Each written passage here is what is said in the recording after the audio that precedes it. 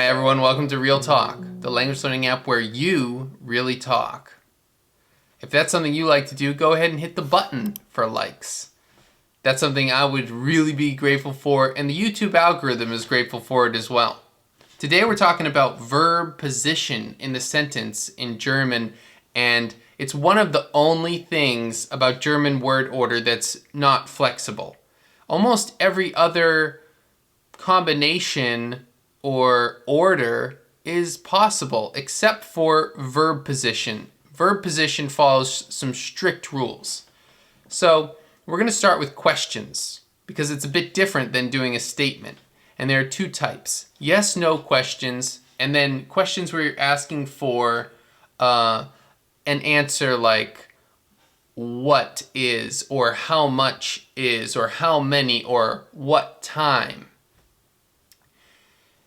So for yes, no questions, the verb is in position 1. And here's an example. Well, let's start speaking right away.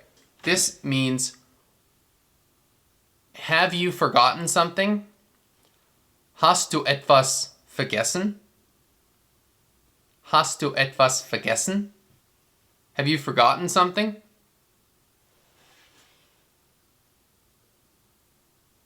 Hast du etwas vergessen? And the first word is hast. That's you have. That's the conjugated form of have for the second person singular, aka you. Hast du? And if you were to ask, what did you forget? You say, was hast du vergessen? Was hast du vergessen? What did you forget? Great job. So now you see in the yes-no question, hast du is right at the beginning. But in the open question, not yes or no, but in the open question you have was before it. And it would be the same if you were asking for the time. You would have wann, which means when or at what time. That would be the first thing in the sentence. And we already know the sentence from our previous videos. How much does it cost? Wie viel kostet es? Wie viel kostet es? How much does it cost? Excellent. So what you're doing here is you're doing it right. You're doing wie viel at the beginning and then the verb in position 2, kostet es. So that's how you do a question. For yes or no questions, the verb is in position 1. For open questions, then the verb is moved to position 2, and whatever it is you want to know goes in position 1, be it what, when, where, how many, what time. These kind of things all go in position 1. So now let's talk about statements.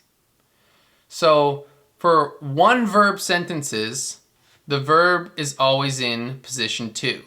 So if we were to look at the flip side of have you forgotten something, and we just say you have forgotten something, you have forgotten something, du hast etwas vergessen. You forgot something. Great job. Du hast etwas vergessen. Apparently you didn't. You remembered it. So, du hast. Hast is in position 2. Just like, was hast du vergessen? Du hast etwas vergessen. Hast comes in position 2. Very important. Now, if you look at this ending, we're just tacking on the word forget. So in English, they come right next to each other. I have forgotten something. In German, no matter what, if you have one verb, that's in position 2, and the next verb is coming at the end. That's extremely important.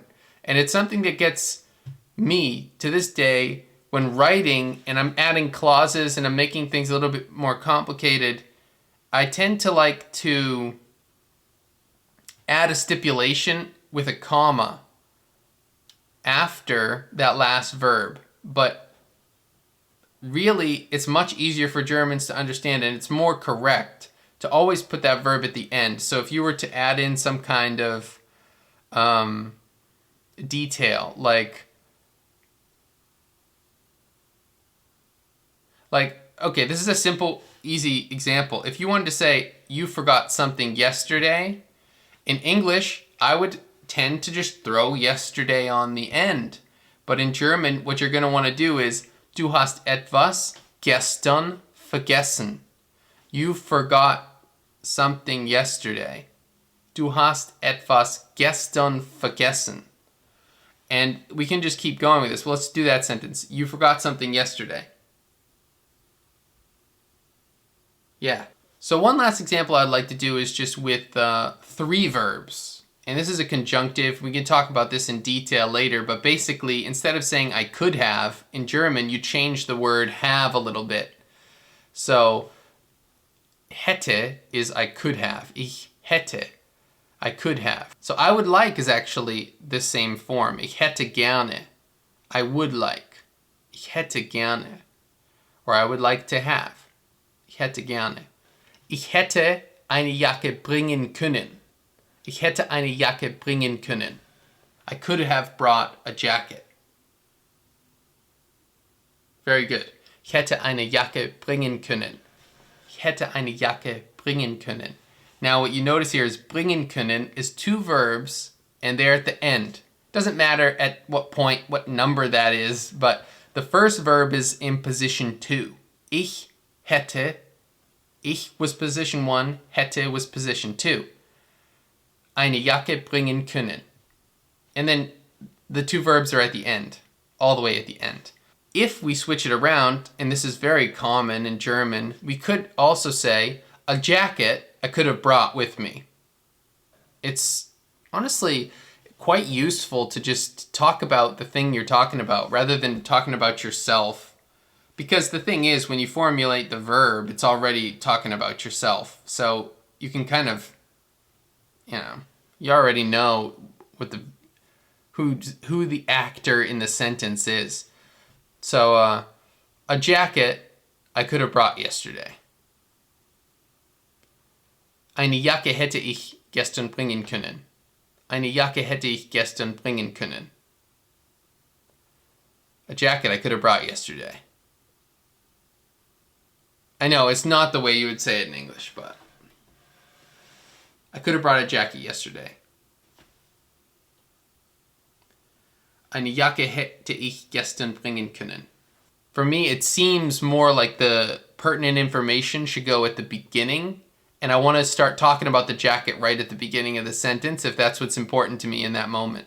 I'm not so important. It's not about who could have done it. It's pretty obvious I was responsible, so I'll just throw that on in position 3, and I'll talk about what's important, which is the jacket. You know? If I were to only say one thing, it would be like, Eine Jacke. You know? So I would put that at the front of the sentence. If this content helped you, you'll probably like the Realtalk podcast, and you'll definitely like the Realtalk app. And speaking of likes, there's a button for that down below. And the YouTube algorithm really loves the likes. So it'd be great if you tapped on that or clicked it if you're on a computer. Thanks for watching. Hopefully this helps you. I really like the repetition, personally, learning languages. So if you watch someone else's video on the same subject, watch this one too. It doesn't matter. Ultimately, you're just getting more time and more practice. It's just getting you better. The more different times you hear the same explanation, the more you really get it. That's how I feel about it. Real talk.